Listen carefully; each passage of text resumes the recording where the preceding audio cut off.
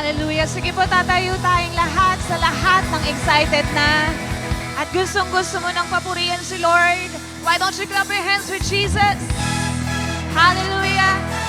God, we welcome you today. We are excited to meet you once again.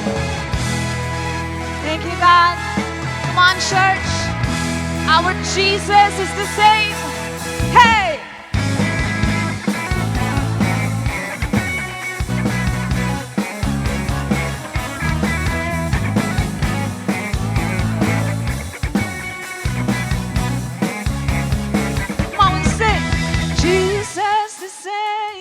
Yesterday, today, and forevermore.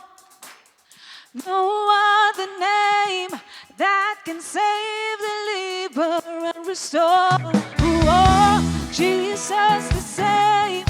Yesterday, today, and forevermore. There is no other name that is greater than Jesus.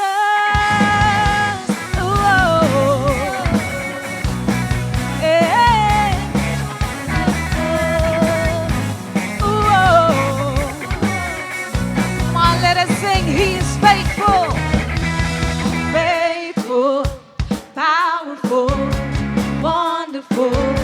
Jesus is beautiful, merciful, supernatural. Oh, Jesus is He's highly, mighty, worthy. Jesus is He's gracious, patient, generous, and there is no other name that is greater than Jesus. Jesus the same, yesterday, today, and forevermore. There's no other name, no other name like Jesus. Come on, we sing. Jesus the same, yesterday, today, and forevermore. There is no other name that is greater than Jesus. Oh, oh, oh. Come on, let us praise the Lord, for He is excellent. Excellent, magnificent, omnipotent. Oh, Jesus is He's living, giving, loving, and there is no other name that is greater than, no other name that is greater than Jesus. Jesus the same, yesterday, today, and forevermore. There's no other name. Yes, Jesus. Oh, only Jesus. Oh, Jesus the same, yesterday, today, and forevermore. There is no other name that is greater than Jesus. Come on, let's put our hands together like this for Jesus. Come on, we are celebrating the name that is so powerful, so magnificent, and so beautiful. Come on, hallelujah. Nothing can separate us from the love of God. Amen. Come on, kung naniniwala ka dyan, let us all together declare this part of the song. Hey, hey! Nothing can separate us. No weapon formed against us can stand up to the name of Jesus. No other name. Nothing can separate us. No weapon formed against us can stand up to the name of Jesus.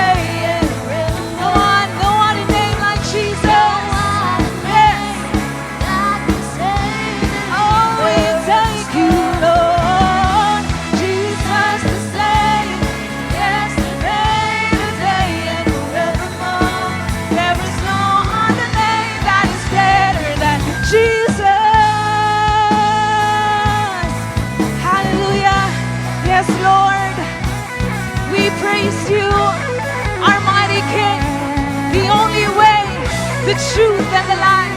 Come on, we say, oh, I will trust in you.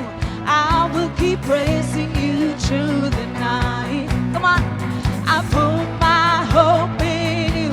You are the one. Come on, sabihin mo sa Panginoon yan today. I will trust. No, I will trust in you. I will keep praising you through the night. I put my hope in you. You are the one who gives me life. You are the way. Jesus, you're the only way. It doesn't matter what they say to me. I believe in you. And so we praise, and so I praise. Jesus, I will give you praise. Doesn't matter what may come of me. I believe in you. Come on, let's go, let's go. Hey, hey, hey, come on. Let us shout the name of Jesus right now. Go, Jesus, Jesus, Jesus, Jesus. I'm holding on, I keep believing. No matter what, I keep on singing. Come on. Oh, Jesus.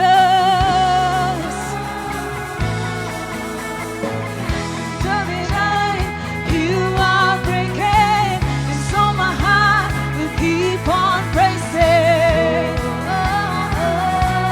Yes, Lord. I'm holding on. I'm holding on. Keep believing. No matter what, I keep on singing.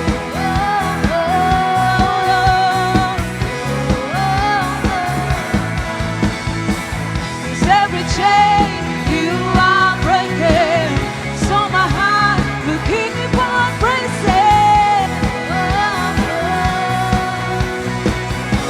Oh, come on, we sing. You are the way. Jesus, you're the only way. It doesn't matter what they say to me. I believe in you. Hey, hey, hey. And so I praise. Yes, God. We give you praise. Oh, me, I believe in you. For the last time we sing, you are the way. Jesus, you're the only way. It doesn't matter what they say to me. I believe in you. Yes, Lord. And so I praise. Jesus, I will give you praise. It doesn't matter what may come of me. I believe in you. Come on, praise Jesus. Oh, hallelujah. Oh, we believe in you, Jesus.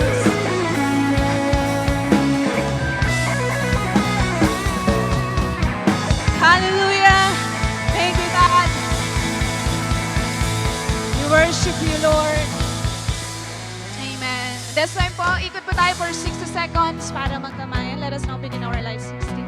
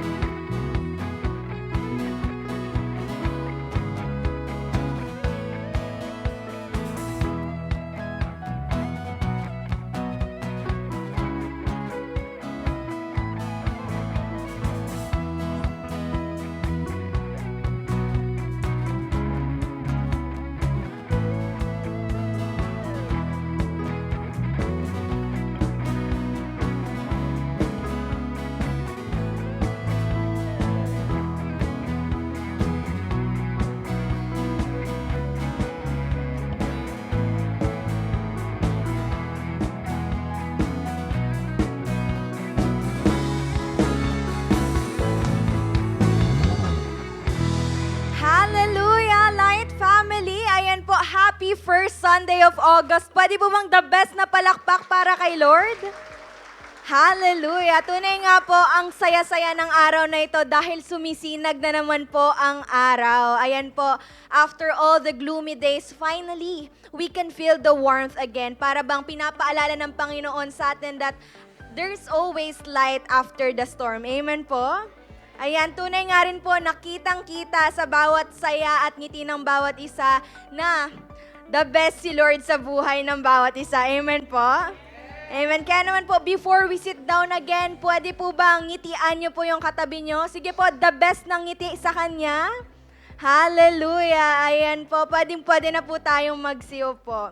Ayan, we've just wrapped up our powerful Freed series last July po, Light Family. And I believe that this time, God is opening a new chapter for all of us. Ayan po, a chapter full of hope, movement, and purpose. Kaya po, sino dito ang excited na para sa ating panibagong series?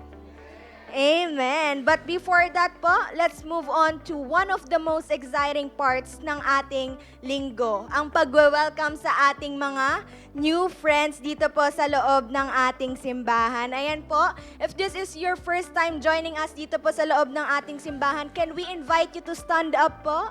Sige po, wag na po kayo mahiya. Ayan, palakpakan po natin si Lord. Ayan, welcome home po. And again, this is your family now and we are truly happy na nakakasama po namin kayo ngayong araw. And a reminder lang po that right after po ng ating service, our consolidation team would love to meet you for a quick 5 to 7 minute huddle po. And yes, meron din po kaming inihandang small gift just for you. So, wag po tayong aalis agad-agad after po ng ating celebration. And of course, may first timer din tayo online. Ayan po, if this is your first time na manood dito sa ating live stream, sa ating Light Family, hindi po ito aksidente and we believe that it is part of God's plan na nandito po kayo ngayon. And of course, we also want to recognize those who are joining us again. Ayan ang mga bumalik, ang ating returning visitors po. If this is your second time or you've been here and decided to come back today, pwede po bang pakitaas ang kamay nyo? Sige po, wag na pong mahiya ang second timer natin. Ayan, palakpakan po natin si Lord. We are so glad po na nandito po kayo ulit and we've also prepared a small token of appreciation for you. Kaya naman, Light Family, pwede po bang, again, the best na palakpak para kay Lord sa buhay ng ating mga first-timer and returning visitors. And now naman po, Light Family, let's proceed to our Light update. So, unang-una na nga po is to all our SOD students. Ayan, classes are still ongoing every Friday at 7 p.m. dito po sa loob ng ating simbahan. And guess what po? Just one more lessons to go and graduation na. Kaya naman, keep going. Ayan, sige po, palakpakan po natin si Lord. Keep going sa lahat po ng ating School of Discipleship students. And speaking of graduation, we are so excited to officially invite all of our SOD completers to the upcoming SOD graduation na mangyayari on August 22, 7 p.m. right here sa ating simbahan. Sige po, palakpakan po natin si Lord. Ayan po, dress to honor the moment. Ang ating dress code po will be white. Kaya naman po, let's celebrate your growth, your journey, and the next steps God has for you. Ngayon pa lang po ay binabati na namin po kayo. Kaya naman again, the best na palakpak sa ating mga SOD students. Ayan, and last na announcement po natin, of course, hindi pa rin nagpapahuli ang ating mga kabataan. Ayan, kakatapos lang ng ating youth camp, youth gig kahapon, yesterday as our pre-camp. And again, ang ating iPass challenge po are still ongoing. Ayan, if you've been inviting your friends sa ating Sunday service, gospel gig, or light groups, don't forget your cards.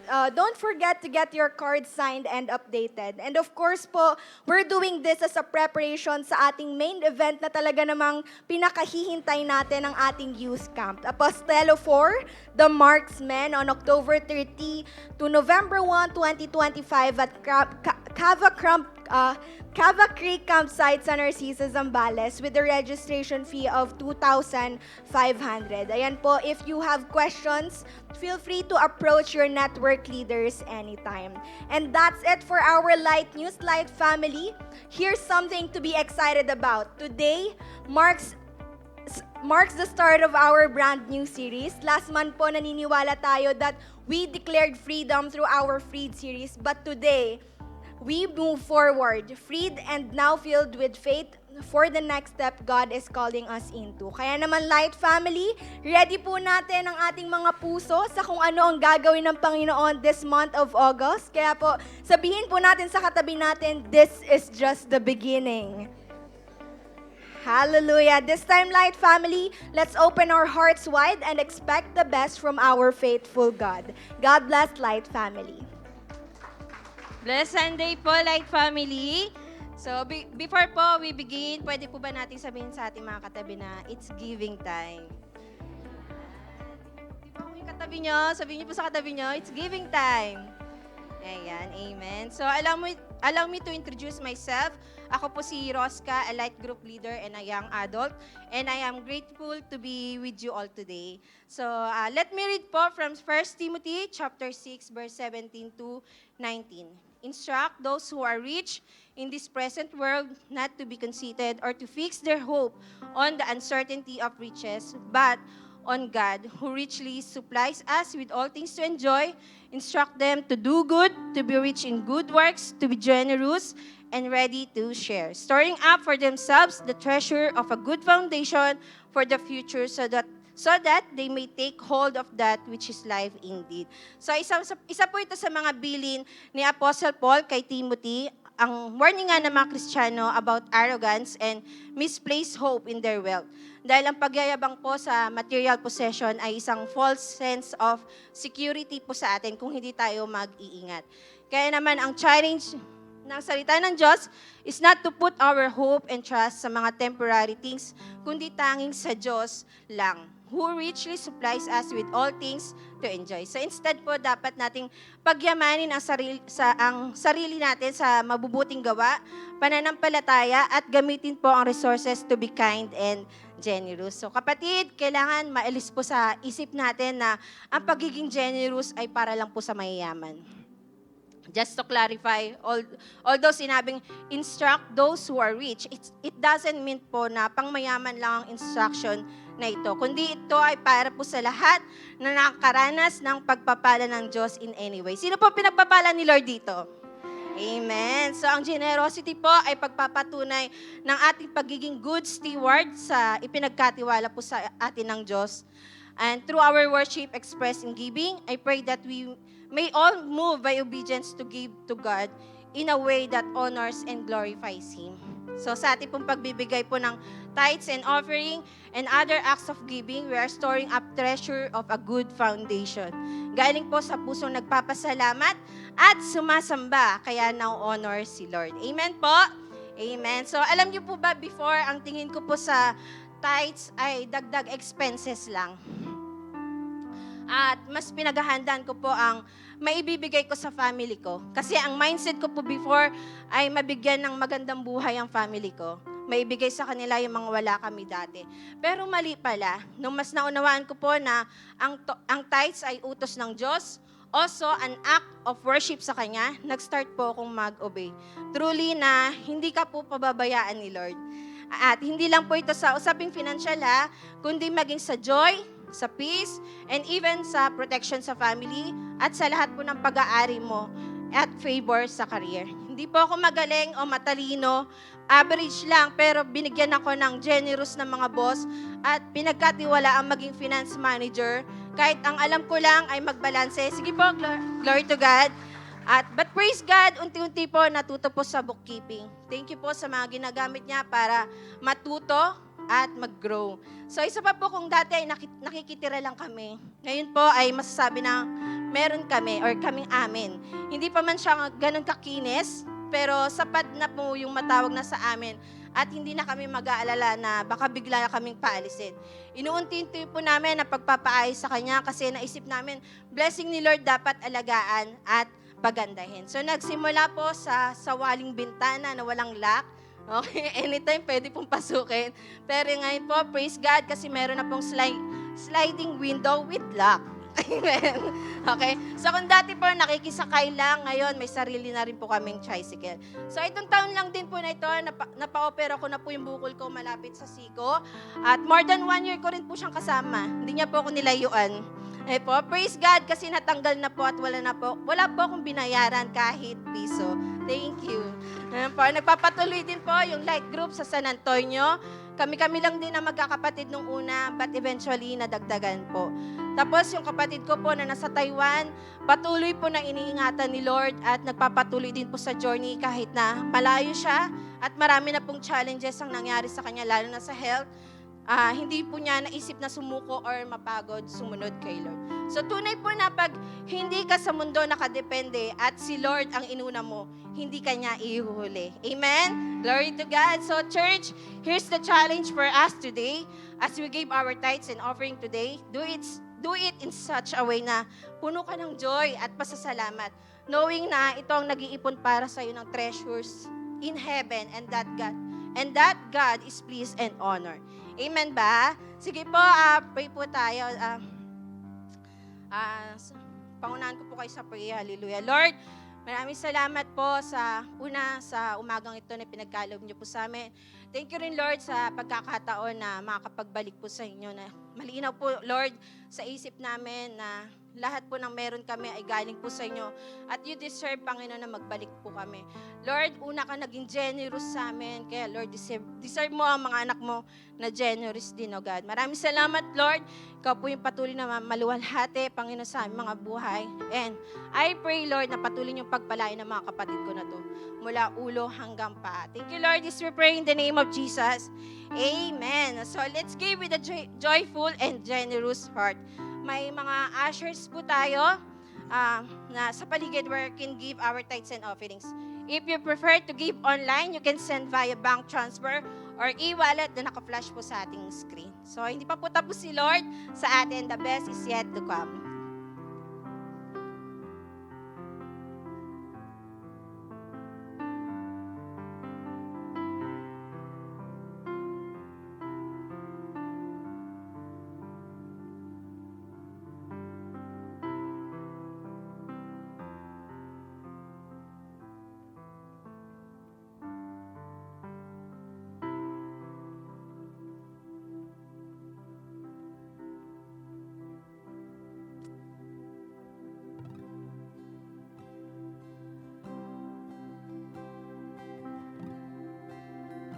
And tatayo po tayong lahat as we continue to worship God in this place. Come on, this morning, we will put our faith in Jesus because He is faithful. Come on, no matter what the storm you have in your life right now, come on, just put your faith to the one who can control the storm. That is Jesus Christ, a God who can walk the waters. Come on, just lift your faith and let our foundation be built in Him because He is strong and powerful. Come on, just acknowledge His name and just be desperate to worship Him. Come on, just raise up your hands as an act of your faith to God. Lord, I will trust in you, Lord. I will put our hope in you, God. So have your way, Lord.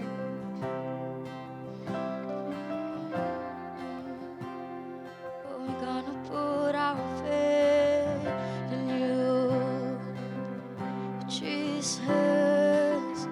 You are my firm foundation. Oh, we build our life in you, Jesus.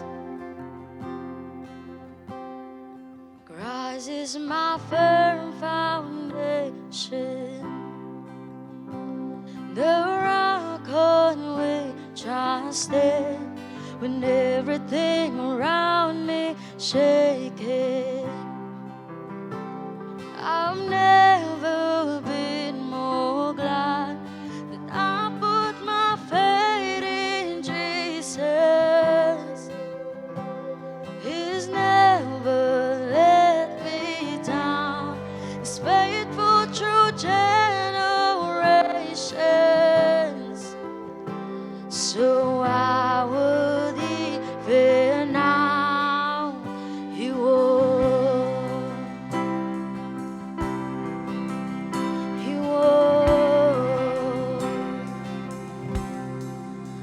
I've still got joy in chaos.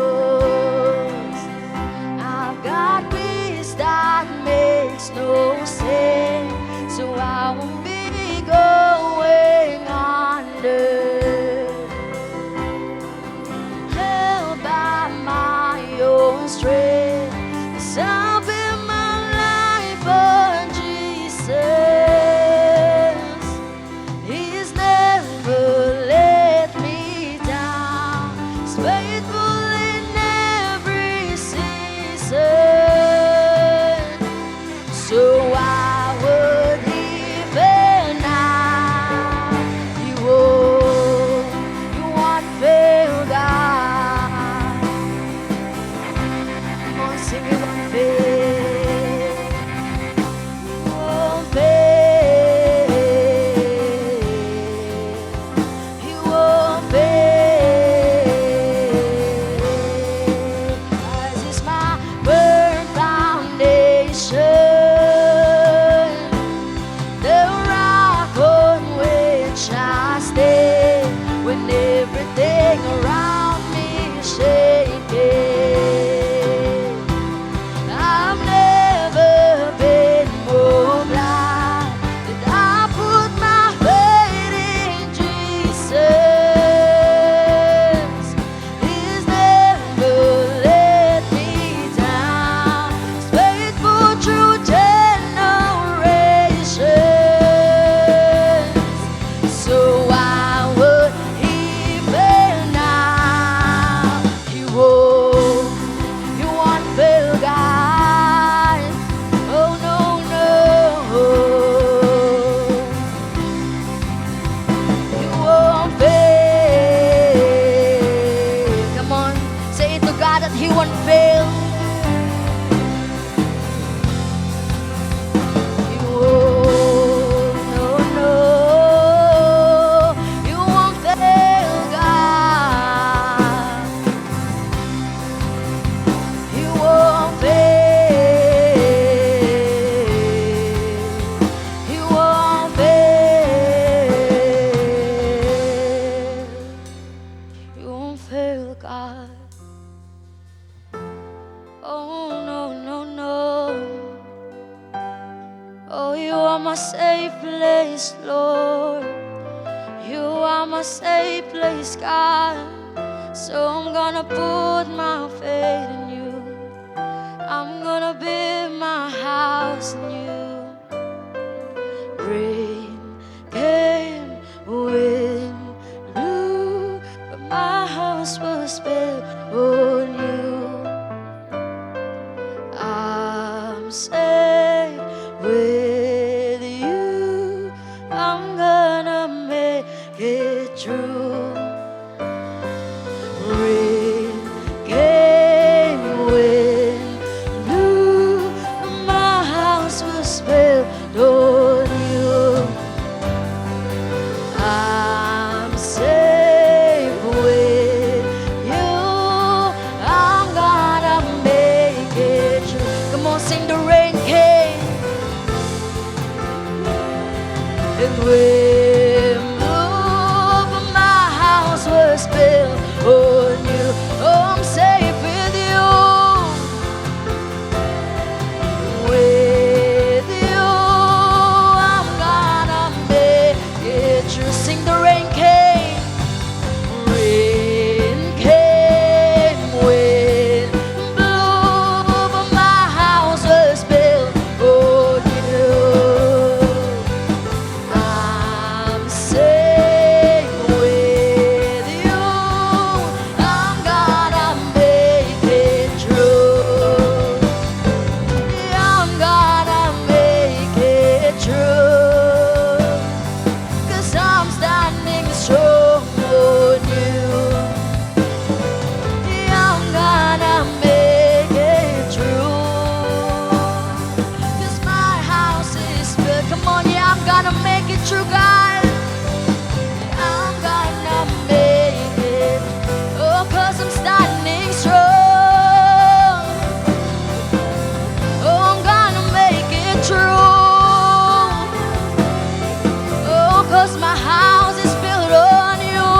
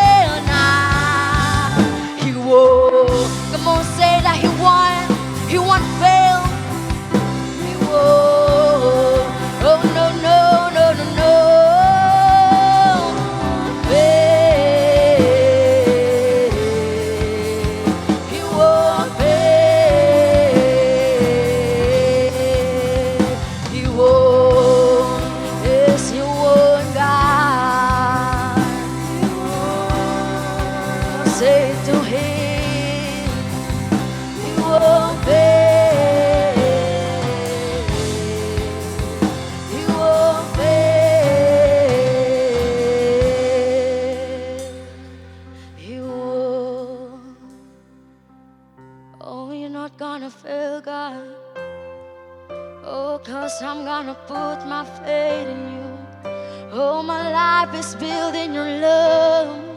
My life is built in your greatest love. Oh, you're gonna praise you, God. We're gonna praise your name. Oh, I'm gonna put my hope in you. Oh, sing, I will build my life, and I will build my life upon your love. It is a firm foundation, and I will put my trust in you alone, and I will not be shaken, and I will build my life upon your love. It is a firm foundation, and I will put my trust in you alone, and I will not be shaken. Holy, there is no one like you. There is none beside you. Open up my eyes in wonder and show me who you are, and fill me with your heart and lead me in your love to those around. Come on, sing holy, holy you are, God. There is no one like your power in your name. Open up my eyes in wonder. Show me who you are, and fill me with your heart, and lead me in your love to those around. Come on, sing it now. Will build my life. Declare it. Say it to God.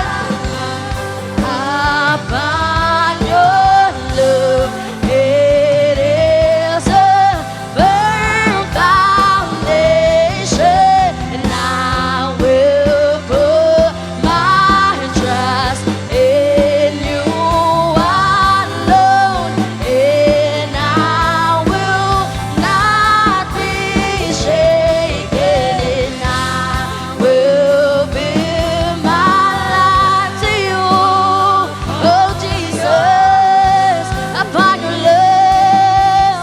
Oh, you are my firm foundation, and I will put my trust in you alone, and I will not be shaken, and I will build my life upon your love.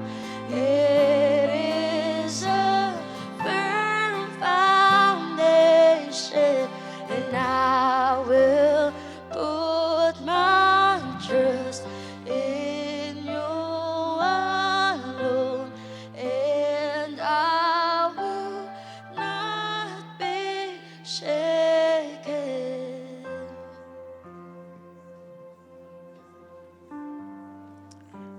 Thank you, Lord. You are our firm foundation, God. We're building our lives to you, O God. Ikaw ang aming matibay na sandigan. Lord, ang buhay namin ito ay para sa iyo, Panginoon. Ang buhay namin na ito, O Diyos, ay patuloy naming ino-offer sa iyo. Ngayong umagang ito, Lord, pinapupurihan ka namin, sinasamba ka namin, tinataas namin ang ngalan mo, ang dakilang ngalan mo, Panginoon. Oh, you are worthy of our praises. You are worthy of our lives, Panginoon, of our worship, Lord, our best worship, God. And so we're giving it all to you, Panginoon. We're raising up our hands right now and declaring that you are our God. that you are our mighty God, our holy God, our wonderful, good Father. Thank you, Lord, sa presensya mo na pinaparanas sa aming lahat. Salamat, Panginoon. And we're so excited, God, sa mga gagawin mo pa sa buhay namin, Panginoon. Ngayong araw na ito, we're excited sa kakainin namin spiritually. We're excited for your word, oh God. We're ready. We're willing, Panginoon, sa pagkilos mo, O Diyos, sa buhay namin. Thank you, God. Sa iyo po, O Diyos, lahat ng papuri, pasasalamat at pagsamba. We love you, Lord. We praise you, God. And this we pray in us. In Jesus' mighty name. Amen. Amen. Come on, best clap offering to God. Hallelujah. Sige po, bago po tayo umupo, pwede bang sabihin mo sa katabi mo, Happy Sunday sa'yo.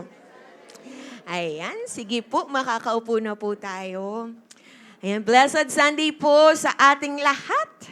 Grabe po, tayo po ay pumasok na naman sa panibago na naman pong buwan. Tama po ba? Ano na pong month natin ngayon? August na po. And next month, ano na po next month? Start na. Ayan, we're months. Okay, sabi mo sa katabi mo, Happy August sa'yo, kapatid. And syempre po, kapag bagong buwan, ano pong ibig sabihin nito? Tayo po ay mayroong bagong series. Okay? So alam na po yan ng katabi ninyo. Now, anyways po, bilang mga pinalaya po ng ating Panginoon. Tama po ba, pinalaya tayo ng Panginoon? Amen. So bilang mga pinalaya na ng Panginoon, kailangan po natin syempreng manatiling malaya. Tama po ba? Amen. Okay, di ba? So, kailangan manatili tayong malaya, syempre, na gawin ang kalooban ng ating Diyos. And for that to happen po, no, kailangan po nating maging matalino. Sabi mo nga sa tabi mo, matalino. Ayan, siya kaya yun. Amen. Matalino yan, di ba? So, ibig sabihin, kailangan natin maging matalino na sa bawat desisyon na gagawin natin sa buhay. Tama po ba? Kailangan natin maging matalino na sa mga pinapakinggan at pinapaniwalaan natin. Tama po?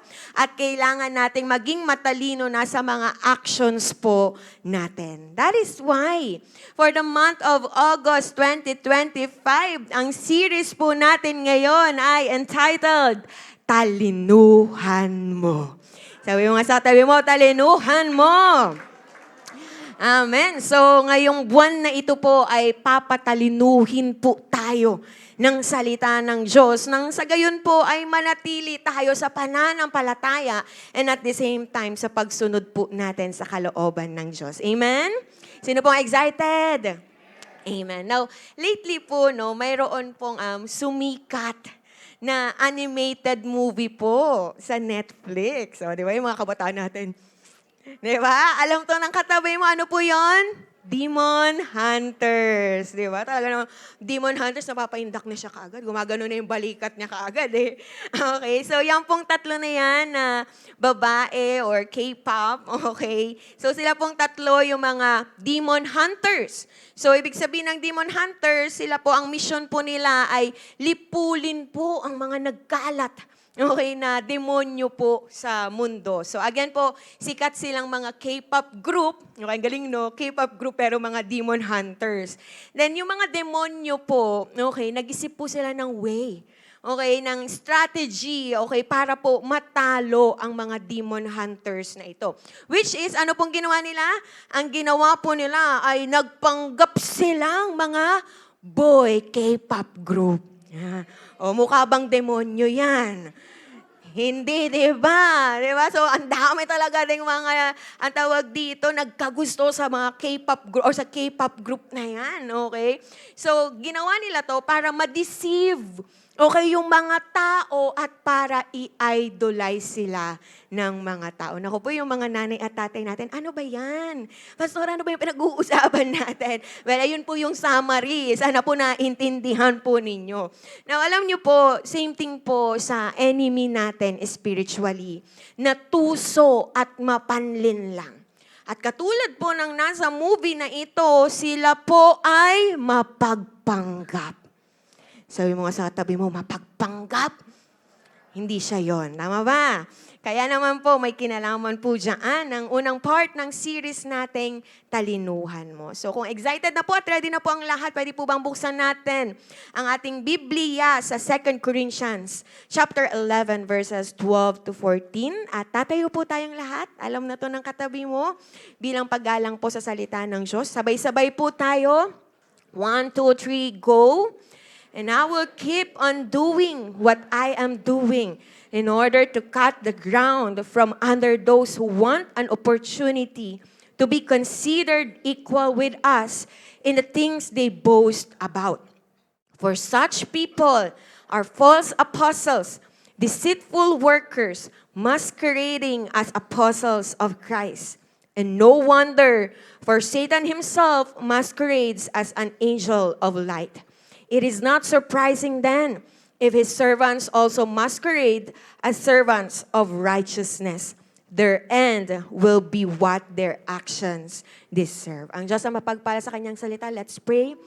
Thank you, God. Salamat, Panginoon. Ngayon palang nagpapasalamat na kami for your word na ipapakain mo sa amin spiritually. Lord, handa na kami na mapusog sa iyong mga salita. Handa kaming tanggapin ito, Panginoon. Right now, we rebuke any resistance right now in Jesus' name. And we rebuke any schemes of the enemy right now sa pangalan ni Jesus. Any retaliation of the enemy right now, we rebuke it in Jesus' name. Lord, pakikinggan namin ang mga salita mo, Panginoon. Tatanggapin namin ito ng buong buo. Oh God, with a humble heart, with a willing heart, Panginoon. Willing heart na magpabago, magpaayos, magpa-transform sa iyo, oh God. Lord, expose niyo po, Panginoon, ang aming mga puso. I-expose niyo po kung may mga mali po dito sa aming mga isipan, oh Lord. At Lord, handa kami, Panginoon, na ipasakop ang buhay namin, ang puso at ang isip namin sa iyong salita. Thank you, God. Have your way and gamitin mo ako bilang iyong mouthpiece sa iyong mga anak. We love you, God. We praise you in Jesus' name. Amen. Amen. Sige po, makakaupo na po tayong lahat. Okay po.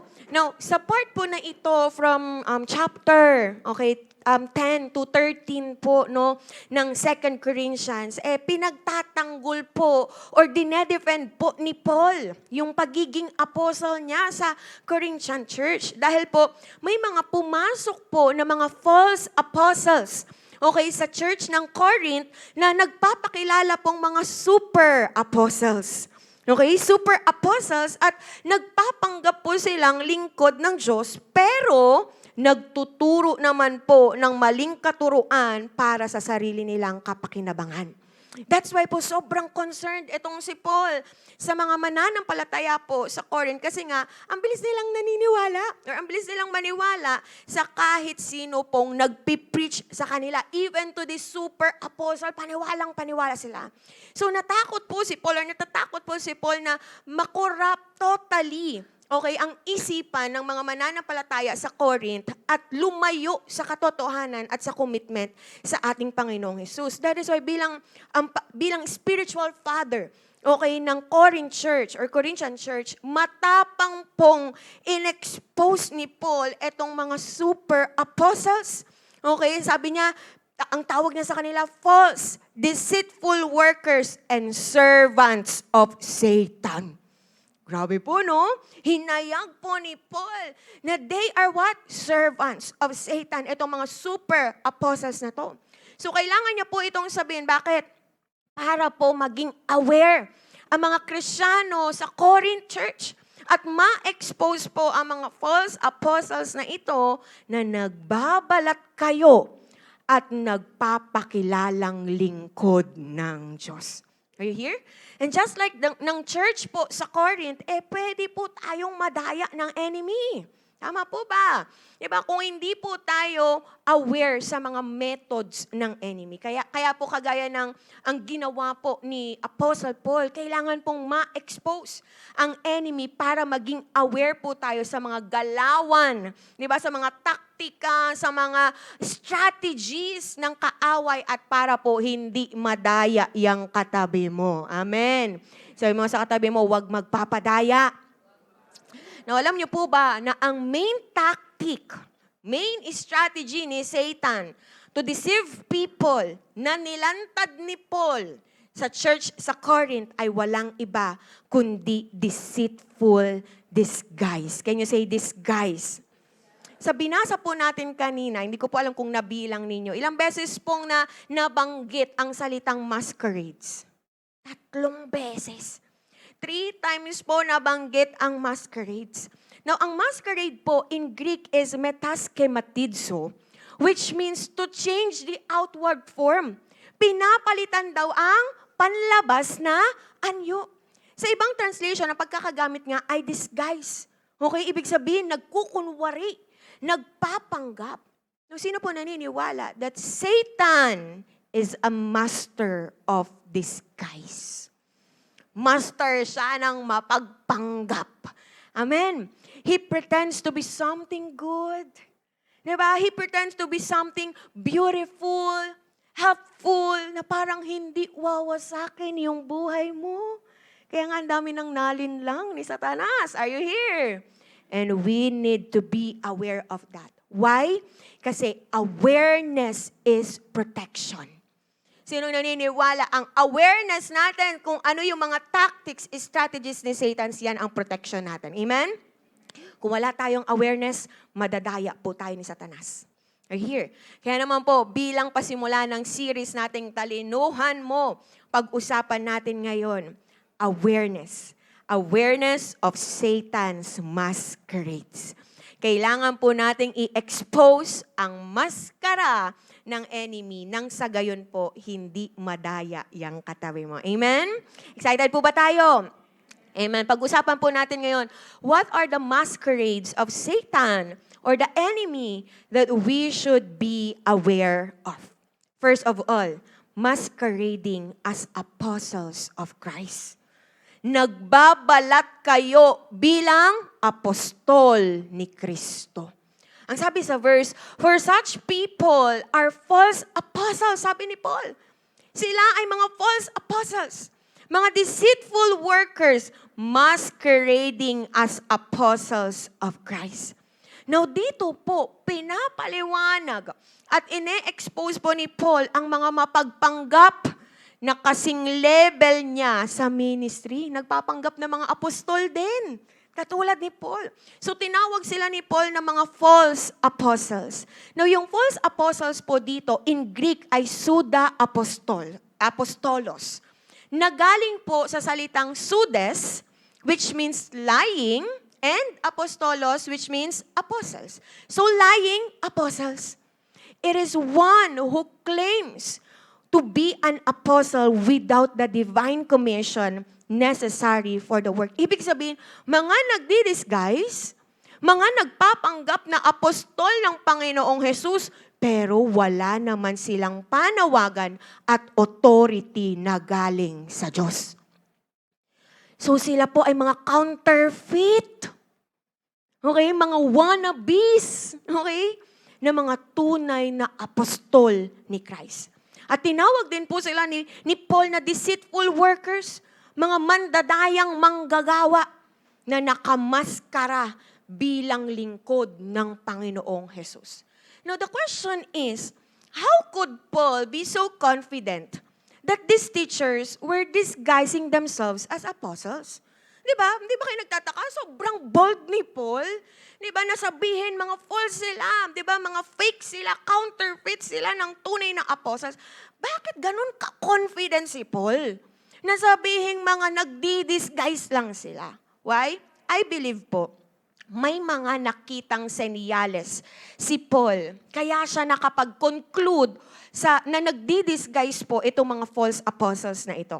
Unang senyales po, na ang isang teacher ay fake or counterfeit kapag first of all, sinisiraan niya ang mga tunay na lingkod at manggagawa ng Diyos. Are you here? At ito po ang ginawa ng mga false apostles kay Paul. Sinasabi po nila kay Paul, sinasabi po nila na si Paul daw po ay matapang lang daw sa mga sulat niya, Pero kapag kaarap na ay mahina talaga at walang kwenta ang mga sinasabi niya. Grabe po, no? Sabi po yan ng mga false apostles. Ang sabi po sa 2 Corinthians 10:10. For some say, yung sinasabi ditong some ni Paul, itong mga false apostles, his letters are weighty and forceful, but in person, he is unimpressive and his speaking amounts to nothing. Yung mga sinasabi niya, wala lang yun, walang kwenta. Yung mga sinasabi niya. So, dinidiscredit ng mga false apostles na ito ang authority ni Paul. Ginagawa po nila to para what?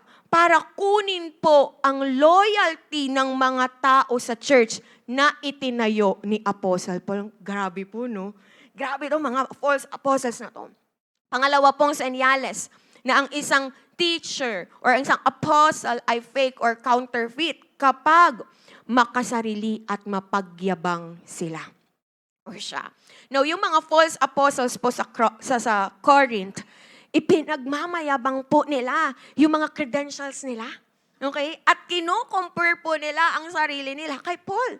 Pero sabi po ni Paul in 2 Corinthians chapter 3 verse 1, akala ba ninyo'y pinupuri na naman namin ang aming sarili? Kami ba'y tulad ng iba? Sino pinaparinggan niya dito? Yung mga false apostles na nangangailangan pa ng rekomendasyon para sa inyo o mula sa inyo. Sabi niya din in 2 Corinthians chapter 10 verse 12, hindi kami nangangahas na ipantay o ihambing man lamang ang aming sarili sa ilang nagbubuhat ng sariling bangko. So itong mga false apostles, nagbubuhat ng kanilang mga sariling bangko. Tingnan mo nga yung katabi mo, nagbuhat na din ba yan ng sarili niyang bangko? Okay, nakakapagod po yun. Tama ba? Ibaba natin yan. Amen. Okay, so ito daw mga to, nagbubuhat ng sarili nilang bangko. Ang sabi niya, napakahangal nila. Ang sarili rin nila ang ginagawa nilang sukatan at pamantayan ng kanilang sarili. So mayayabang. Ano pa po? Also, these false apostles ay hindi nila talaga iniisip ang spiritual growth ng Corinth Church. Kundi ang iniisip nila, alam niyo kung sino? Sarili nila. Para sa sarili nilang kapakinabangan. Lalong-lalo na po pagdating sa pera. Now, 2 Corinthians chapter 2 verse 17, sabi po ni Paul, hindi kami katulad ng marami na kinakalakal ang salita ng Diyos. Sa halip bilang sugo ng Diyos sa kanyang harapan at sa aming pakikipag-isa kay Kristo ay buong katapatan kaming nangangaral.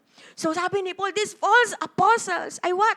Pinagkakakitaan nila ang salita ng Diyos para sa sarili nilang kapakinabangan. Very opposite kay Paul na tunay na apostle ni Christ. Ang sabi ni Paul sa 2 Corinthians 11:7, ipinangaral ko sa inyo magandang balita, ngunit hindi ako humingi ng kabayaran. But this, so ibig sabihin, sinasabi dito ni Paul, this false apostle, naghihingi ng kabayaran. Every time na mangangaral sila ng magandang balita. At pang sabi ni Paul, ako'y nagpakababa upang maitaas kayo. Masasabi bang kasalanan ang ginawa kong ito? Kasi pinapalabas ng mga false apostles na to na kasalanan yun. Ay, sumukhang pera.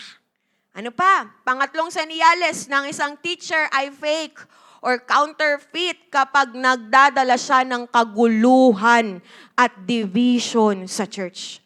Alam niyo po, instead na i-build up ang pananampalataya ng Corinthians, these false apostles or teachers were leading the church saan? Sa kasinungalingan. Were leading the church saan? Sa pagkawasak. Winawasak nila ang simbahan para bumuo sila ng sarili nilang mga followers. Sabi ko nga sa inyo, kinukuha nila yung loyalty ng mga mananampalataya sa Corinth at umalis kay Paul. At ang panghuling senyales, ang pinaka-worst, na ang isang teacher ay fake or counterfeit kapag ibang mensahe ang pinipreach at tinuturo nila. Ang sabi po sa 2 Corinthians 11:4, sapagkat malugod ninyong tinatanggap, sabi niya sa Corinth Church, sa mga mananampalataya, malugod ninyong tinatanggap ang sino mang dumarating At may Jesus na ipinapangaral or pinangangaral na iba sa ipinangaral namin. Tinatanggap ninyo ang mga espiritu o ang espiritu at aral na iba sa itinuro namin sa inyo. So itong mga false apostles, may iba daw dalang Jesus. May ibang dalang espiritu. At may ibang dalang katuruan. At alam nyo ba, na yung Greek na pagkatawag sa kanila na false apostles na Suda Apostolos, ay dito lang natin makikita. Hindi po siya nag-appear, itong term na ito, sa iba pang, ang tawag dito, verses. Bakit? Dahil itong title na false apostles ay nagde-demonstrate ng serious nature ng kanilang false teaching. Kaya hayagan talagang sinabi ni Paul, mga servant sila ni Satan. Bakit? Nagtuturo ng maling katuruan as in serious nature ng false teaching. Ibang Jesus ang daladala. Ibang espiritu, hindi Holy Spirit ang daladala. At ibang katuruan ang daladala nila. Now, ito po ang mga nakita ni Paul sa mga super apostles na to, kaya alam niya na ang mga ito ay nagdi-disguise lang bilang apostles ni Christ. Mga nagbabalat kayo o nagpre-pretend lang na manggagawa ng Diyos. Na hindi po ito nakita ng Corinth Church. Di ba anong sabi ni Paul? Hinayaan lang daw nilang tanggapin. Nakinig lang sila. Kaya naman si Paul talagang in-expose niya kung sino ang mga taong ito. Now alam niyo po, nakakaalarma po ang tactic na ito ng enemy. Why? Because they are inside the church. And they call themselves what? Leaders. Apostles of Christ. Nakakapasok sila sa simbahan at nagtuturo ng maling katuruan.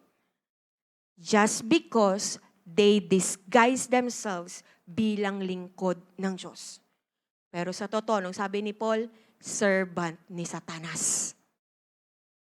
At anong goal? Manira ng simbahan. Nakamaskara. Kaya ingat po tayo sa mga mapagpanggap na lingkod ng Diyos. Yung mga nagsasabing lingkod ng Diyos pero binubuwag yung unity ng church.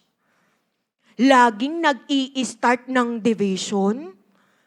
Nagke-create ng awayan. Chismisan. Siraan. Ingat tayo. Sabi mo sa katabi mo, ingat ka, friend. Dami sila.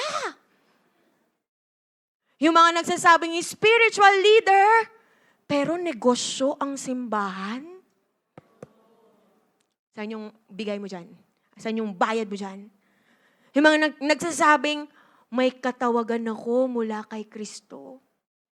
Pero nagtuturo ng opposite sa katotohanan tungkol kay Christ. May ibang bit-bit na Jesus. Leader, pero sinisiraan ang tunay na lingkod ng Diyos. Ingat tayo, kapatid.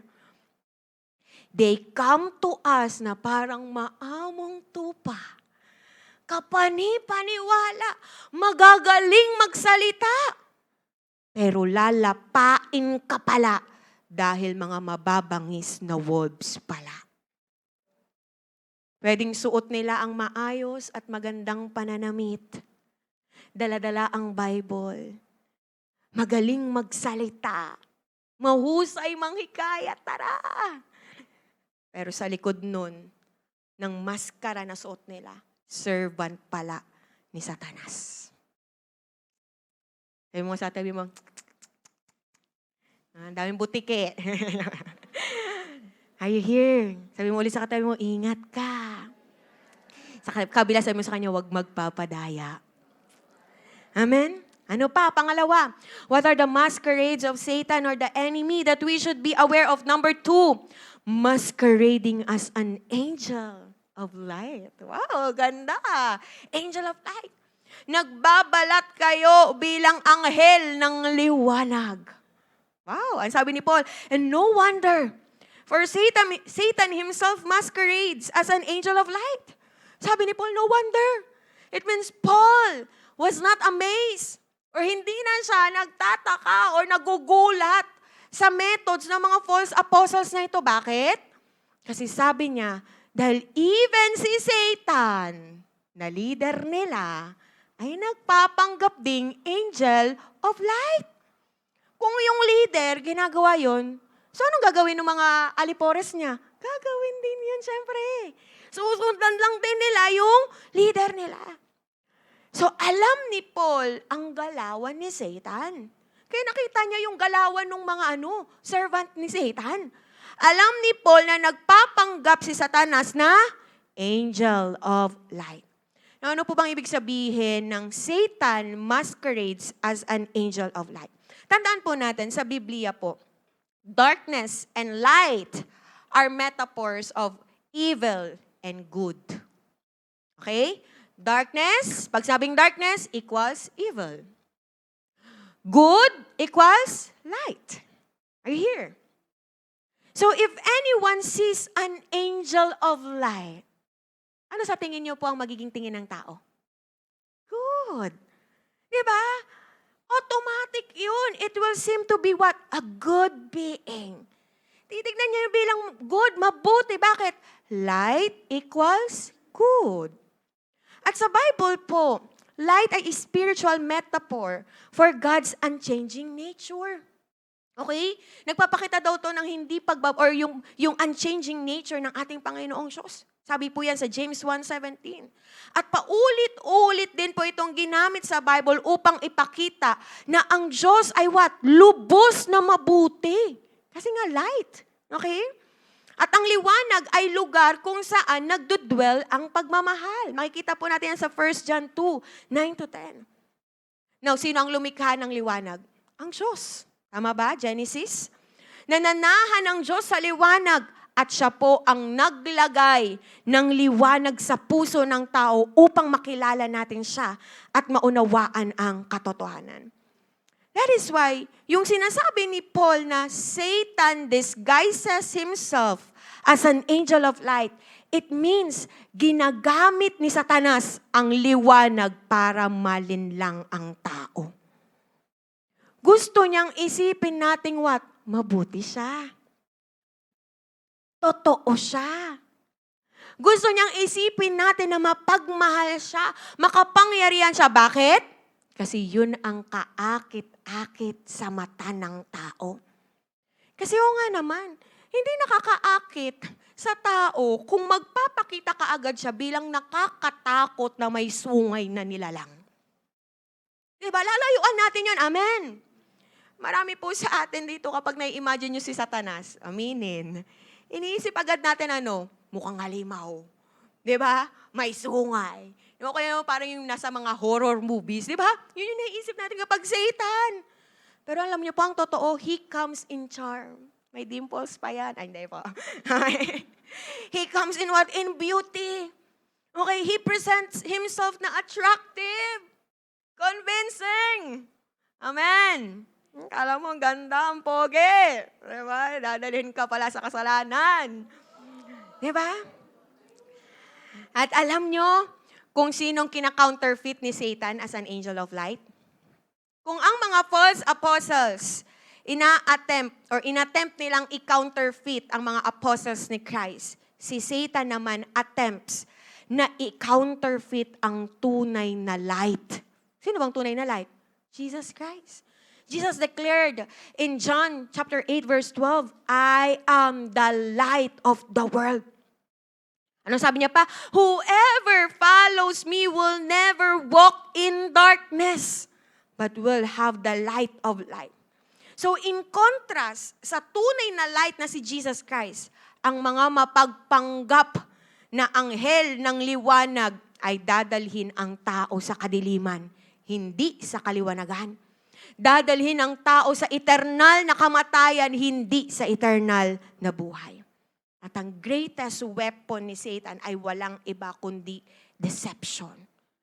At ang pinaka-effective na method niya to deceive ay i-convince ang tao na what is evil is actually good and that what what is dark is actually light. Yun ang ipapakita niya. Kaya ipepresent ni Satan ang kanyang sarili na maganda sa tao. Angel of light, di ba? Angel na light pa. Sinong di maniniwala? Are you here? Now, sa panahon po natin ngayon, how would Satan present himself as an angel of light dyan sa katabi mo? Paano ba pinepresent ni Satanas ang kanyang sarili bilang angel of light? Una, ino-normalize niya ang kasalanan by redefining it. Babaguhin niya yung ibig sabihin, yung definition. Tatawagin niyang love ang lust. Nagmahal ka, pero may asawa. Sasabihin niya sa'yo, hindi, nagmahal ka lang naman. Tama ba? Nagmahal ka, di ba? At nag-immoral nang hindi pa kayo kasal. Sabihin niyo, no, hindi, mahal mo kasi, kaya mo yun ginawa. You give your all. Bakit? Mahal mo, hindi yun pagmamahal. Last yun. Sabi mo sa katabi mo, last yun. Ano pa? Sasabihin niyang self-confidence ang pride. Di ba yung ang yabang-yabang?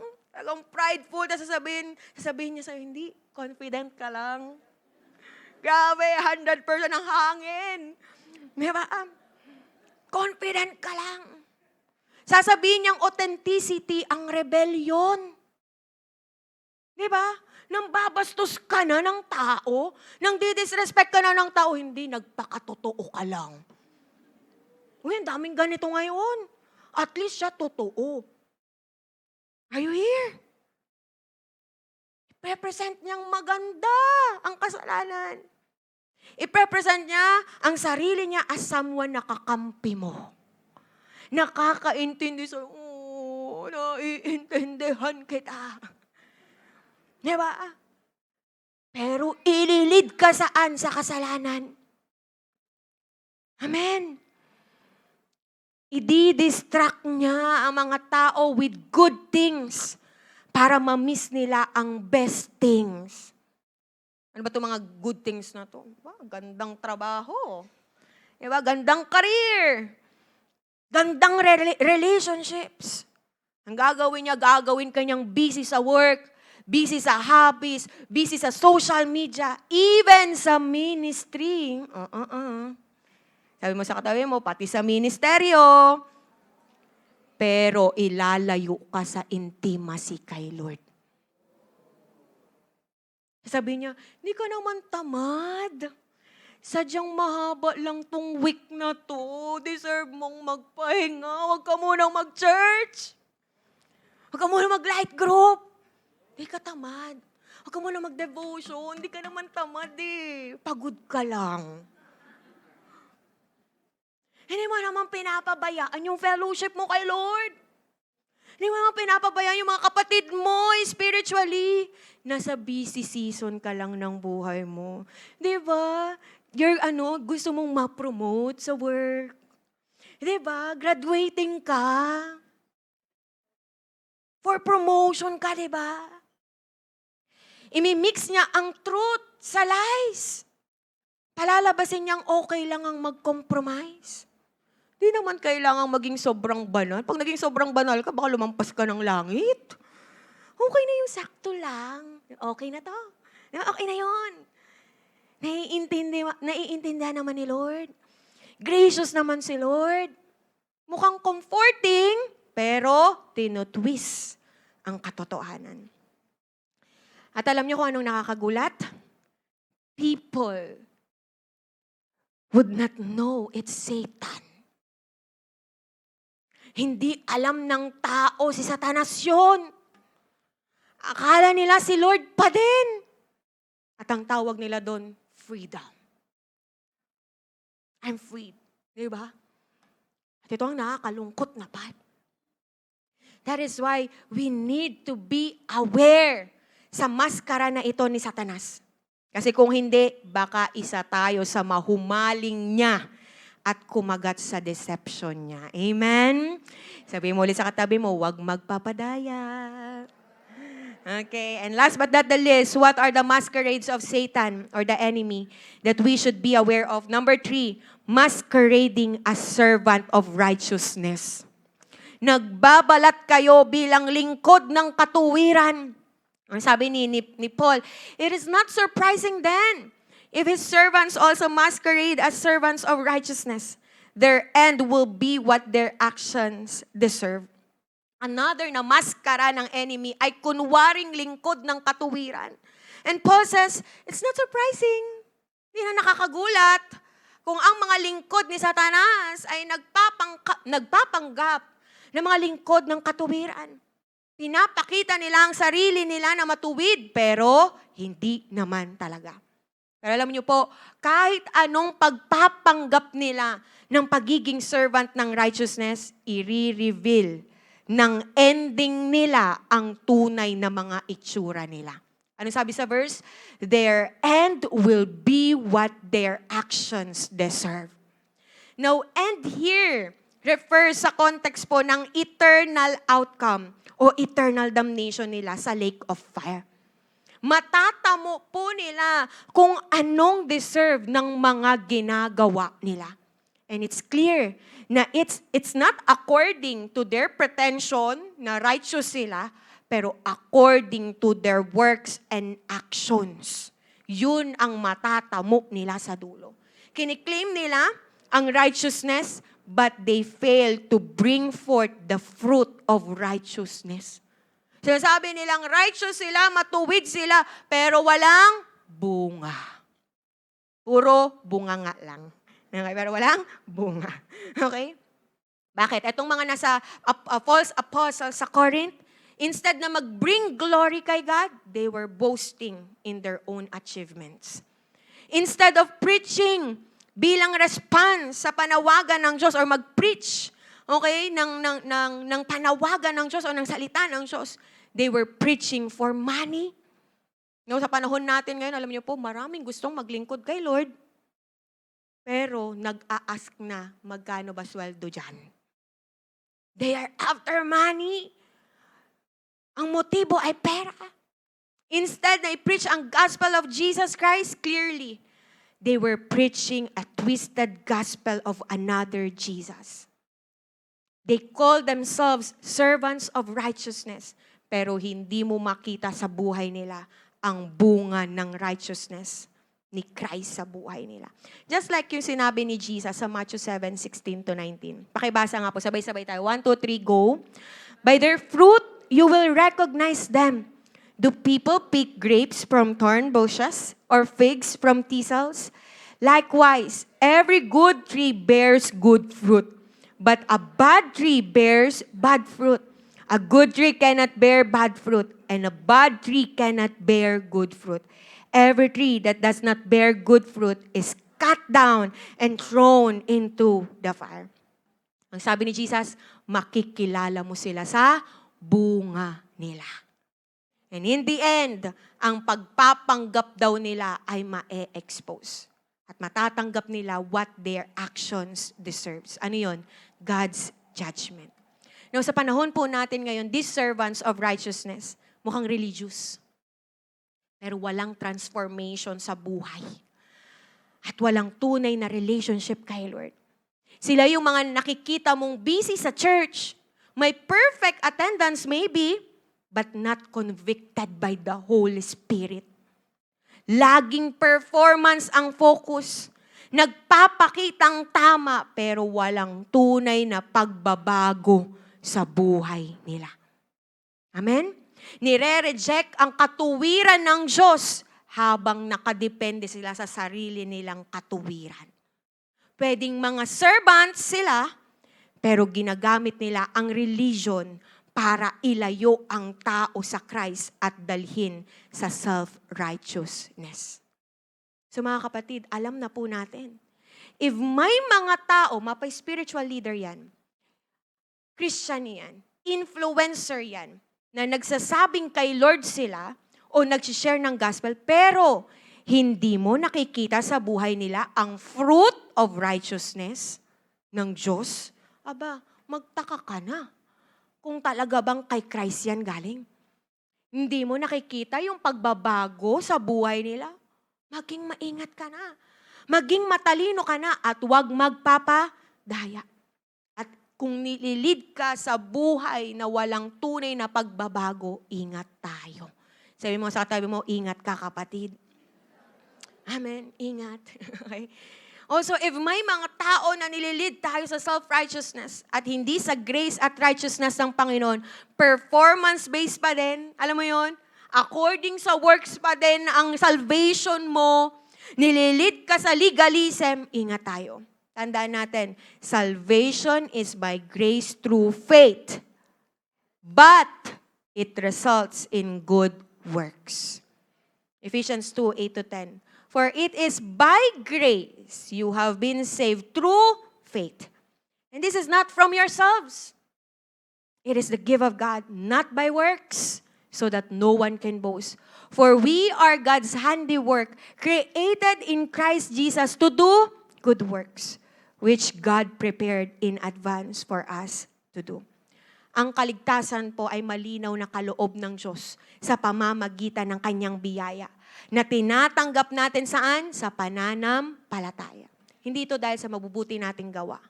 Kaya kung may nagsasabi pa rin sa'yo, hindi, gawin mo to para maligtas ka. Diba? Maliban sa manampalataya kay Christ, may mga pinapagawa sa'yo para maligtas ka. Naku po, ingat tayo doon. Ang tunay, okay, na may pananampalataya, yun ang mga tunay na ligtas. At ang tunay na may pananampalataya, may ebidensya. Ano yun? Mabubuting gawa.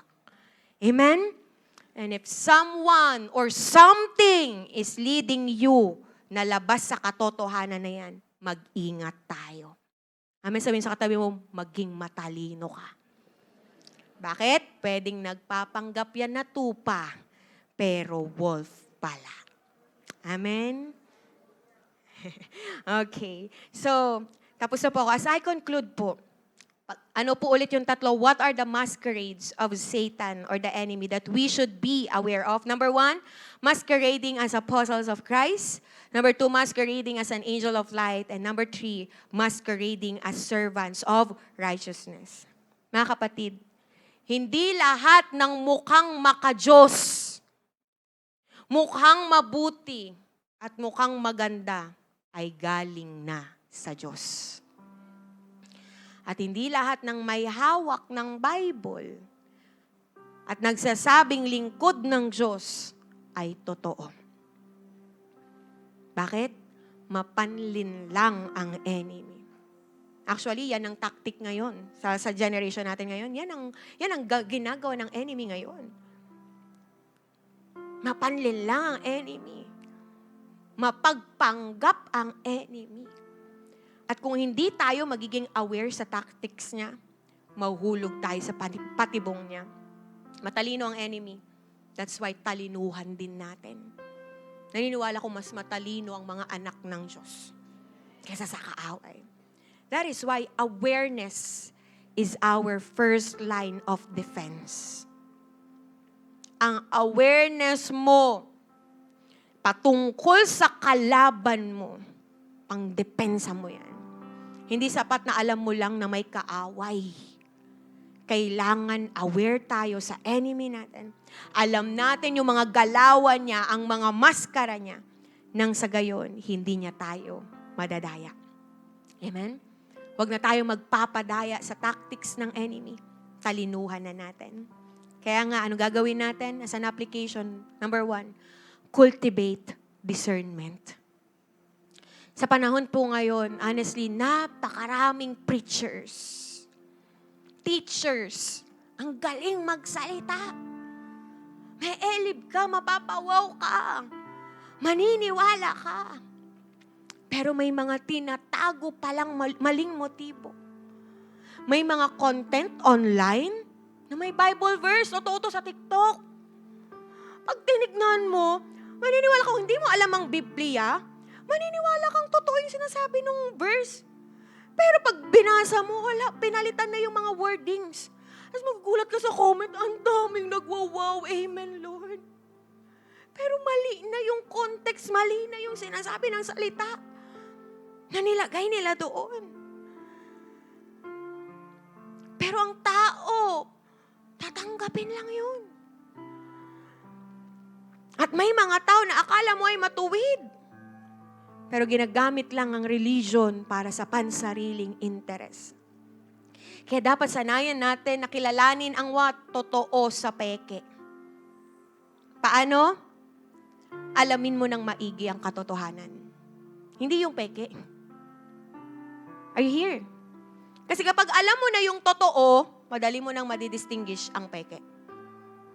Ang tanging paraan para makita ang fake, at makultivate ang discernment mo to distinguish ang fake, ay kilalanin at alamin ng lubusan ang katotohanan. Kung alam mo ang original, madali mong makikilala kung ano ang peke. Just like Paul. Di ba? Hindi niya nasubaybayan yung mga false apostles. Baka narinig niya na balita sa kanya. Tama ba? Pero alam na kaagad ni Paul.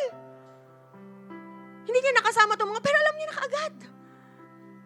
Why? Kasi kilala niya kung sino ang tunay na Christ at alam niya ang katotohanan. Hindi niya lang alam sa isip, pero alam niya sa puso at isinasa pamuhay niya ito. Kaya nung dumating ang mga false apostles, yung mga super apostles na yon, na magagaling magsalita pero mali ang turo, halatado ka agad ni Paul. Hindi siya na-impress sa kanila. Hindi katulad ng mga Corinthian church, di ba? Na-impress sila, si Paul hindi. Hindi siya na-impress sa galing nila, sa galing nilang magsalita, sa mga postura nila. Kasi alam niya ang totoo at alam niyang mga fake sila. Tandaan natin that the more you know God and His Word, the more you will recognize what is fake. Amen. Kaya mas maging matalino tayo na hindi tayo tatanggap lang ng tatanggap ng preachings or teachings kung kani-kanino. Gawin mo, i-check mo muna saan sa Biblia. Naayon ba yun sa sinasabi ng salita ng Lord? Kahit pa po kilalang preacher yan. Kahit pa po kilalang teacher yan. Ask God for discernment and wisdom. And ask God, Lord, palalimin mo pa ako sa salita mo nang sa gayon hindi ako madaya ng enemy. Amen? At pangalawang gagawin natin, continually wear the armor of God. Hindi sapat na alam mong may kaaway. Kailangan handa ka ding lumaban. Ephesians 6:11 says, put on the full armor of God so that you can take your stand against what? The devil's schemes. Si Satanas po, may mga schemes. At alam niyo po ba ang ibig sabihin ng schemes dyan? May mga cunning strategies siya. Mga mapanlinlang na mga tactics, strategies para atakin ang tao. Kapatid, si Satan nagpaplano. Hindi siya bara-bara. At ang paraan niyan para malabanan natin siya sa mga schemes niya na yun, sa mga plano niya na yun, ay ang isuot ang full armor of God. Tama ba? Kapag alam mong may gera, hindi ka susugod nang wala kang suot na protection, na armor. Tama po ba? Ganon din sa spiritual na buhay natin. Kung alam mo may kalaban, alam mo may labanan, hindi ka lalabas na wala kang suot-suot na armor of God. Amen. Hindi sapat na alam lang nating may kaaway tayo. Kailangan suot mo palagi ang full armor of God upang maging handa sa labanan araw-araw.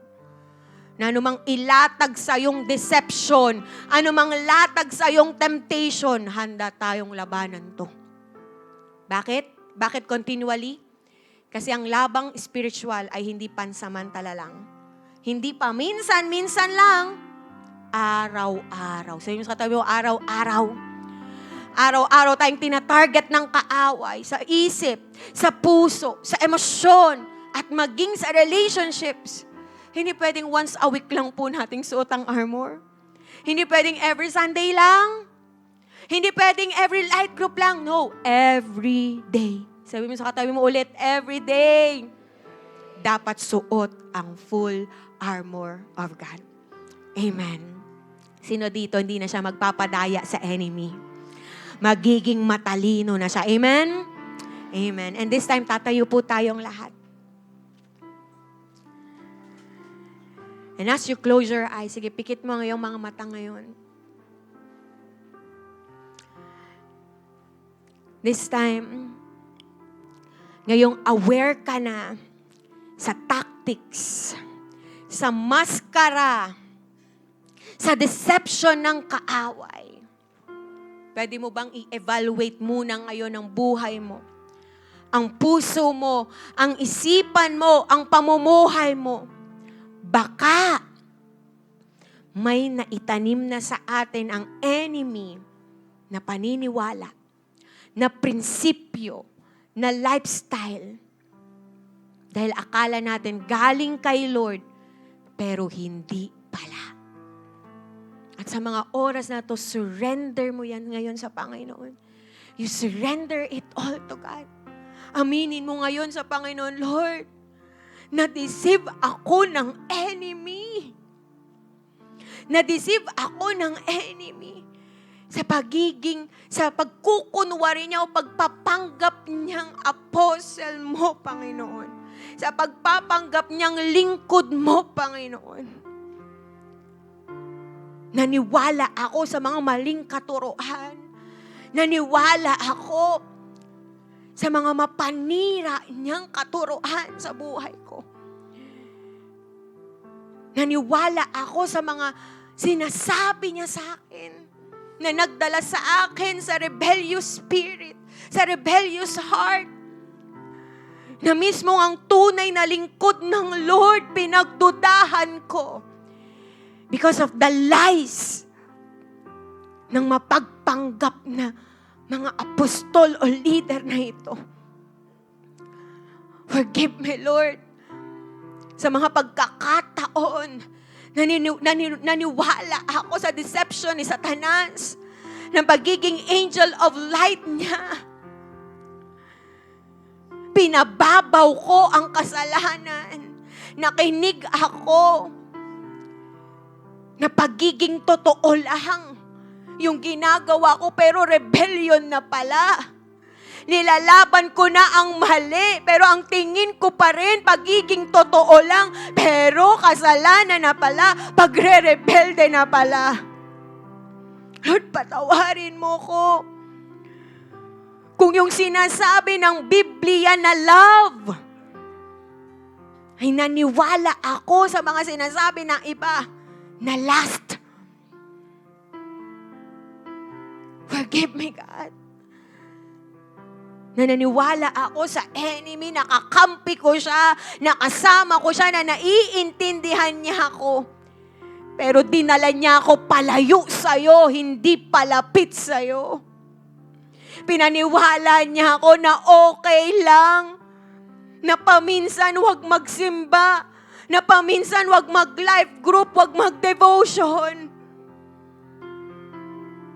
Pinaniwala niya ako na gracious naman si Lord, maiintindihan niya ako, mapapatawad niya ako. Pero hindi ko na napansin, naging license ko na yon para patuloy sa kasalanan, magpatuloy sa kasalanan, at lumayo sa'yo. Forgive me, Lord. Kung ang kabisihan na akala ko magpapayaman sa akin ay maglulugmok pala sa akin sa relasyon ko sa'yo. Pero pinaniwala ko ng enemy na yun ang kailangan ko. Na ang kayamanan sa mundo ang kailangan ko. Patawarin mo ko, Lord. For all those doubts and lies ng enemy na nilagay sa akin, in-entertain ko at kinapitan ko. Forgive me, Lord. Pero sa mga oras na ito, sa mga narinig namin na salita mo, alam ko, O Diyos, na pinapatalino mo ang bawat isa sa amin. God, we are humbling ourselves right now as we receive the forgiveness na pinagkakaloob niyo po sa amin, Panginoon. Lord God, binubuksan din namin ang aming puso, ang aming buhay, at nananampalataya at naniniwala kami that through the cross, oh God, etong mga lies na to, etong mga unbeliefs na to, etong mga doubts na to na maybe tinanim sa amin ng kaaway, ay binubunot mo na, inaalis mo na sa buhay namin. Kaming mga pinipili na manampalataya at tumatanggap sa iyo, O Jesus, bilang aming Diyos at tagapagligtas. Lord, hindi na kami magpapadaya pa sa enemy. Hindi na kami magpapadaya pa sa anumang deception ng enemy. Patuloy naming i-offer ang sarili namin. At patuloy naming aaralin, Panginoon, ang katotohanan ng sa gayon. Alam namin kung ano ang hindi totoo. Alam namin kung ano ang peke. At hindi kami madadala ng ano pamang deception ng enemy sa buhay namin. Salamat, Panginoong Jesus. Kung ang kaaway ay nagpapanggap na angel of light, Lord, sa mga oras na to, niyayakap at tinatayuan namin ang katotohanan that Jesus, Ikaw ang tunay na liwanag ng mundong ito. Ikaw ang tunay na liwanag ng buhay namin, O God. Lord, dalihin mo ang bawat isa sa amin ngayon sa liwanag. Lord, ihayag mo ngayon sa liwanag lahat ng mga pagpapanggap ng demonyo sa buhay namin. Lahat ng mga pagpapanggap na prinsipyo, pagpapanggap na mindset, na emotions. Right now in Jesus' name, ihayag mo ito sa liwanag. Lahat ng espiritu na hindi mula sa'yo, in Jesus' name, we rebuke it. We resist it right now. In Jesus' name. In Jesus' name. Thank you, Lord. You're showing us your light by your truth, Panginoon. Salamat, Panginoon. Dahil nilalagay mo kami ngayon sa liwanag at pinapakita, ine-expose ang gawa ng kaaway. Thank you, God. Lord, we commit ourselves na manatili sa firm foundation, na manatili sa katotohanan, magpalalim sa katotohanan. Thank you, Lord. Come on. Make it as your commitment. We will build our life sa katotohanan, Panginoon, ng iyong salita. Sa iyo, Panginoong Jesus. Thank you, Lord.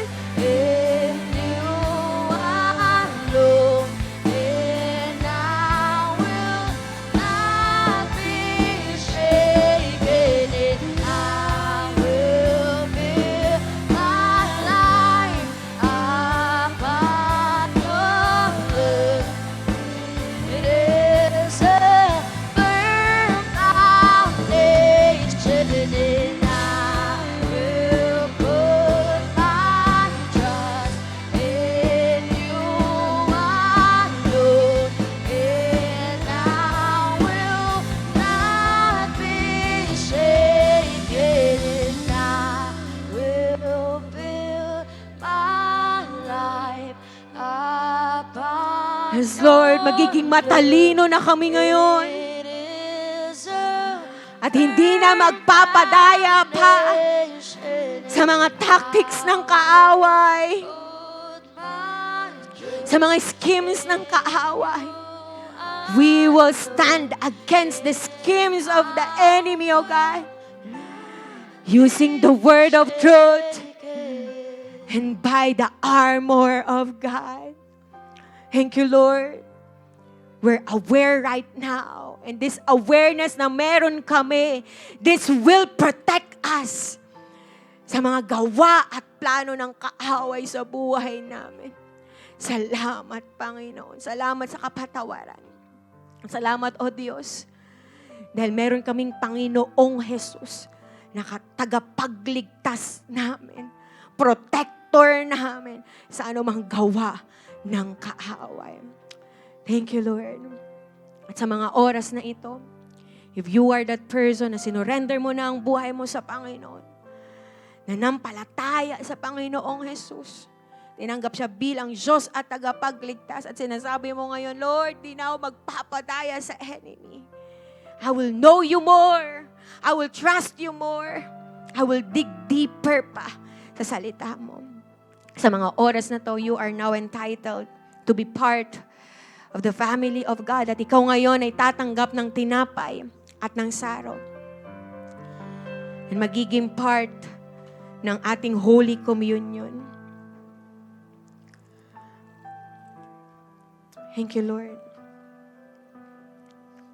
Kung sinuko mo ang iyong buhay kay Jesus, at nag-decide ka na from now on, siya na ang magli-lead sa'yo, sa iyong buhay, hindi na ang demonyo, hindi na ang sarili mo. Ikaw ay tinatawag na anak ng Diyos. Itaas natin ang ating tinapay. At gano'n din ang ating saro. And let's pray. Lord, nagpapasalamat kami sa Holy Communion na ito. Salamat, O Diyos, na nilagay mo kami to be part of your family. Salamat, O Diyos, sa iyong buhay na pinagkaloob sa aming lahat. Salamat sa tinapay na ito that symbolizes your body, na sinaktan, sinugatan, pinako sa krus. At sa iyong mga sugat kami nagsipaggaling. At salamat din, Panginoon, sa saro na ito that symbolizes your blood that washes away our sins. That without the shedding of the blood, there's no remissions of sins. Lord, sa ginagawa namin ito, inaalala po namin ang pagdating mo sa aming mga buhay. Inako mo ang aming mga kasalanan doon sa cross. Ikaw ay namatay, nilibing, nabuhay muli, umakyat sa langit, at ipinangakong muling babalik para kami ay sunduin. Salamat, Panginoon. God, we do this in remembrance of you. Bless the cup, bless the bread, in Jesus' name. Kainin po natin ang tinapay.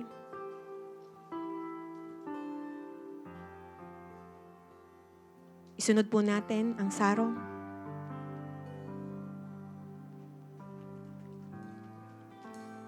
And this time, patuloy po nating i-worship ang ating Panginoon. Come on. Thank you, God.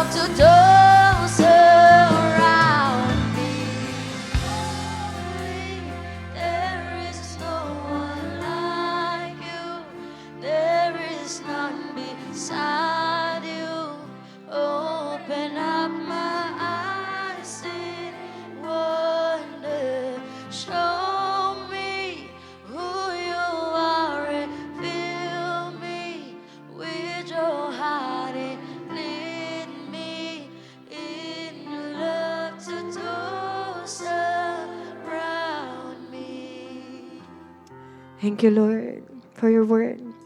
Truly, God, na kahit anong pagpapanggap ng enemy na maging ikaw, hindi niya magagawa. Dahil you are the perfect God that we have, Panginoon. Lord, tulungan mo kami mas makilala ka pa. Kinocommit namin ang buhay namin na mas makilala ka pa at ganun din ang salita mo, Panginoon. Ihayag mo ang lahat, Panginoon, sa iyong liwanag, O Diyos. Lahat ng kasinungalingan, lahat ng deception sa buhay namin ng enemy, ihayag mo palagi sa liwanag. God, maraming salamat sa awareness na binigay mo sa amin ngayon at sa salita na binigay mo sa amin ngayon. Kami ngayon ay truly binibigyan mo ng katalinuhan na hindi na magpapadaya pa sa anumang pagpapanggap ng demonyo. Thank you, Lord. We love you, God. We praise your name. Ito pang aming samot dalangin sa pangalan ni Jesus. Amen. Amen. There's a reason to celebrate. Amen. Come on, let us continue to worship the Lord and offer our sacrifices to Him. Sa mga gusto pong humabol ng kanilang tithes and offering, lapit na lang po tayo dito sa harapan. Hallelujah. Come on, let's keep on trusting Him. Oh, I will trust in You. I will keep praising You through the night. I put my hope in You. You are the one who gives me life. Once again, we sing. Oh, I will trust in You. I will keep praising You through the night. I put my hope in You. You are the one who gives me life. You are the way. Jesus, you're the only way. Doesn't matter what they say to me, I believe in You.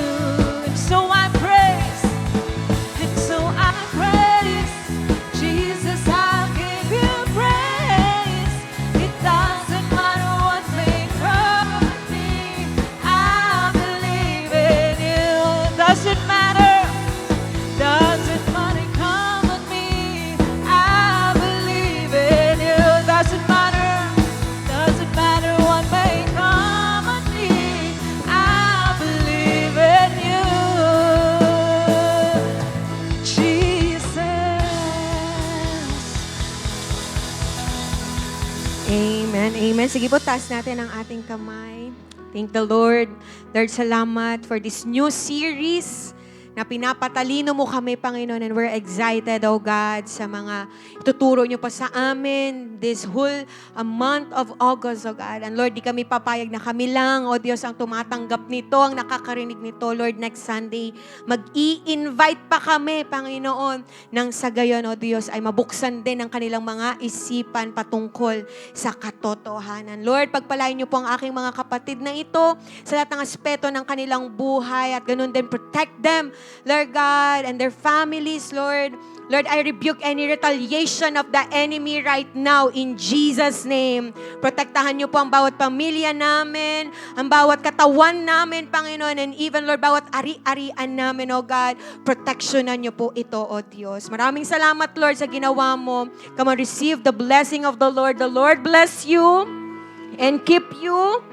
The Lord make His face shine up on you and be gracious to you. The Lord turn His face toward you and give you peace. Thank you, Father. Thank you, Jesus. Thank you, Holy Spirit. Sa'yo po, O Diyos, lahat ng papurit pagsamba. In Jesus' name, Amen. Amen. Ingat po tayong lahat. God bless po. Magkamayan po tayo.